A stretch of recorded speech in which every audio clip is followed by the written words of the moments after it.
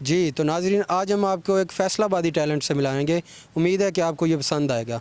अस्सलाम वालेकुम। वालेकुम सलाम सर। क्या नाम है आपका? जी मोमिन अली। मोमिन अली, क्या आप सुनाएंगे हमें? जी सर, साजिद अली साहब की एक गज़ल है, वो सुनाना चाहूँगा। जी सुनाएं।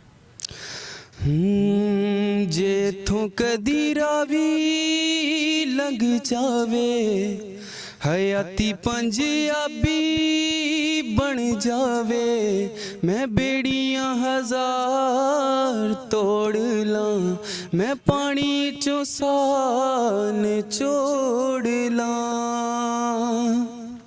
जे रावी विच पानी कोई नहीं ते अपनी कहानी कोई नहीं, जे संग बेली यार कोई नहीं, ए किसे नू सुनानी कोई नहीं, अखां च दरिया खोल के ते जख्मां दी थां ते रोड़ लां, जे थों कदी रावी लंघ जावे हो।